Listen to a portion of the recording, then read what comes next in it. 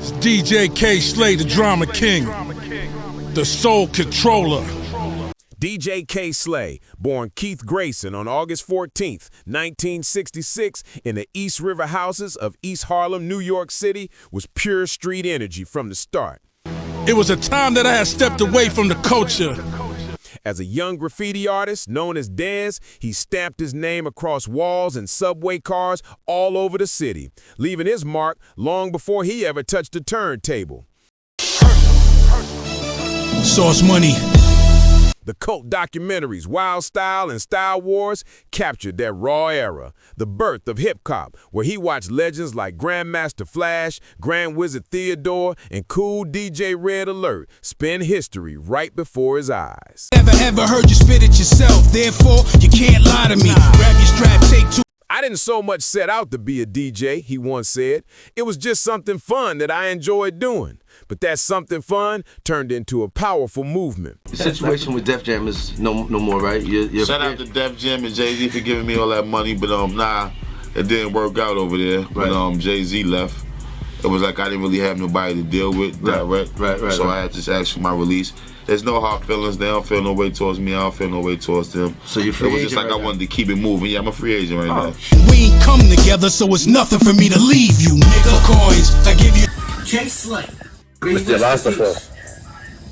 He got caught. Copyright infringement.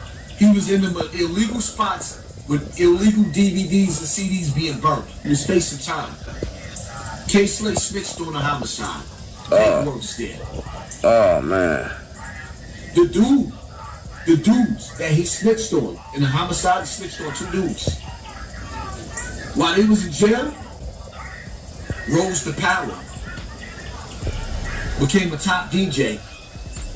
When those dudes came home, K. Slay had him murdered. Both of them. To hide the fact that he snitched. The paperwork is there that he snitched. Half the niggas that y'all worship in New So recently, you caught some backlash when you did a video about DJ K. Slay, rest in peace, right? You said you love K. Slay, but there's the rumors about him having snitched on people. What made you want to come out and talk about that after it's been like? It's not just that he snitched. The dude had two dudes murdered. K. Slay had 2 dudes murdered that he told on. That's the part that got me. Me personally. K. Slay became the bridge between old school and new school hip-hop, transforming from a teenage b-boy and graffiti writer into one of New York's most influential radio voices. His mixtapes weren't just playlists, they were sonic newspapers that aired rap beefs, introduced new stars, and completely flipped the music industry. DJ K. Slay was the first to inject real personality into a mixtape, something totally different at the time. As fellow Hot 97 DJ Funkmaster Flex once said, we were just used to the music and exclusives, but Slay brought attitude, energy, and storytelling. By the late 1990s, he'd evolved into the drama king, dropping mixtapes that dominated the streets of New York City with pure fire. Then came 2001, the year everything changed, when Slay made waves premiering the explosive track, Ether.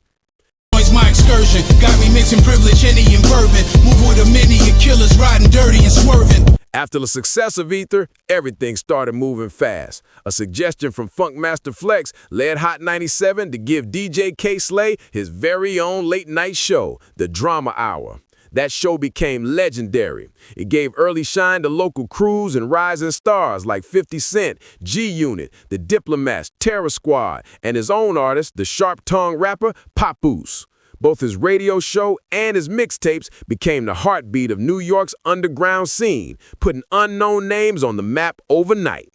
As mixtapes evolved from raw cassette blends made in bedrooms to semi-official promotional weapons sold on corners and barbershops and at flea markets, K. Slay stayed ahead of the curve. He didn't just play music, he built an entire street network. His tapes became collector's items, the soundtrack of hustle culture across the 5 boroughs. Then in 2003, K-Slay made it official. He dropped his debut album, The Street Sweeper Volume 1, on May 20th, a project packed with fire collabs that proved DJs could be just as powerful as rappers. The next year, he followed up strong with The Street Sweeper Volume 2, solidifying his place as hip-hop's drama king. And by 2010, he was still pushing boundaries with more than just a DJ and rhyme or reason. Each release showed that K-Slay wasn't slowing down, he was only getting louder. In 2021, DJ K-Slay proved he still had the streets on lock when he dropped Rollin' 110 Deep. That track was a monster, featuring 110 hip-hop artists spitting back-to-back verses, including legends like Ice-T, Shaquille O'Neal, Kool G Rap, KRS-One, Kaz, Ghostface Killer, Raekwon, Junior Reed, and Papoose. It wasn't just a song, it was a celebration of unity in rap, showing that K-Slay could bring together generations of talent like no one else could. But his grind didn't stop with music. K-Slay also launched his own magazine, Straight Stuntin', after hearing stories about how some other men's magazines mistreated models. He wanted to create a safe, respectful platform where women could shine without being taken advantage of. The magazine gave real opportunities to models who were often overlooked by the mainstream, and it also connected deeply with readers behind bars, showing love to a part of the community that most people ignored.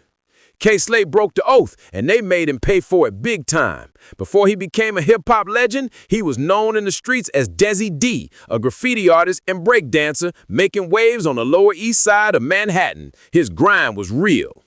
When he started dropping mixtapes called the Mixmaster Blend, K-Slay flipped popular tracks by switching up the beats, creating a sound that stood out in the underground scene. The buzz got so strong that Hot 97 came knocking, giving him a spot that would change his life. Once on the radio, K-Slay didn't hold back. He sparked major drama. His name echoed through the streets and even behind prison walls, becoming a voice for the raw and the real. But he wasn't just about controversy. He used his platform to shine a light on rising artists like Papoose, Cameron, and 50 Cent. Then came 2003, and K-Slay dropped his first debut album, The Street Sweepers Volume 1, proving that his influence in hip-hop was more than just talk. It was history in the making. When the music industry started falling apart, DJ K-Slay made his bold move. He broke the oath. During a Shade 45 interview, rapper Uncle Murder vented about his beef with Def Jam, calling out the shady stuff happening behind closed doors. Once K-Slay caught wind of it, he wasted no time and invited Uncle Murder to his own show. Things got real. On air, they exposed how certain A&Rs were secretly pulling off wild things inside Def Jam offices, stuff nobody was supposed to talk about.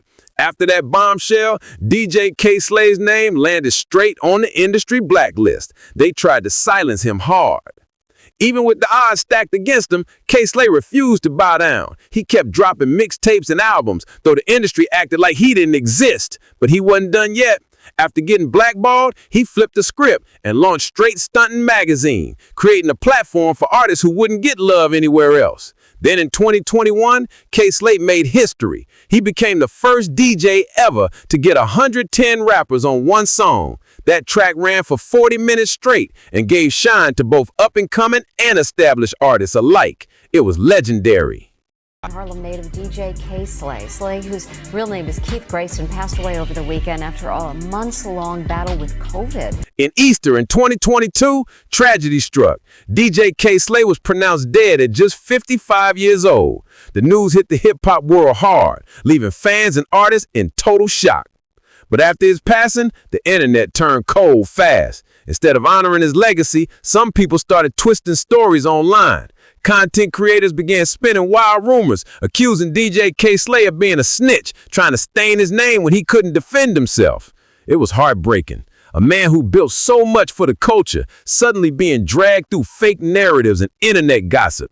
The industry and social media couldn't let him rest in peace. Still, no amount of gossip can erase what K-Slay did for the culture. His grind, his impact, and his love for real hip-hop will never fade. He built bridges, gave chances, and stayed loyal to the culture every step of the way. Long live the drummer king. Long live DJ K-Slay.